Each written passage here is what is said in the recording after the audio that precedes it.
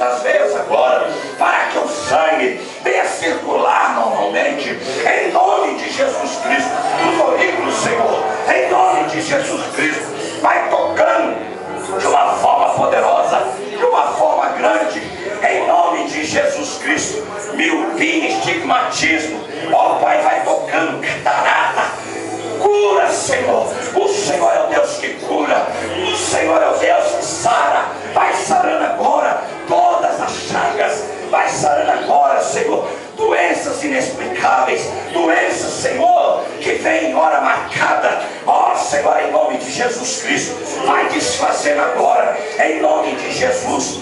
Manda fogo dos céus, vai queimando toda a obra das trevas, todo espírito de enfermidade, todo espírito das trevas, joga por terra agora, em nome de Jesus Cristo. Todo espírito que não presta e não provém do Senhor, meu Deus e meu Pai, vai destruindo agora obras, Senhor, encomendada por sacrifício de animais, em encruzilhadas, em matas virgens, em cachoeiras, ó Deus, na praia, ó Senhor, opera agora, em cascatas, em nome de Jesus Cristo. Manda fogo dos céus, vai queimando agora, Senhor, ó Deus, esse que recebeu, ó Deus, um alimento, recebeu, Senhor, consagrado aos demônios, em nome de Jesus Cristo, vai desfazendo agora, Senhor, esse que recebeu, Senhor, ó Pai amado, um presente de alguém, ó Deus, sem estar fazendo aniversário, sem estar, meu Pai, fazendo algum tipo de alguma outra coisa, meu Deus, ela simplesmente recebeu este objeto, este presente. Eu peço ao Senhor agora, Deus vai desfazendo esta consagração, vai quebrando agora, vai queimando agora, em nome de Jesus Cristo. Queima, Senhor, esta obra das trevas, vai destruindo agora, em nome de Jesus Cristo.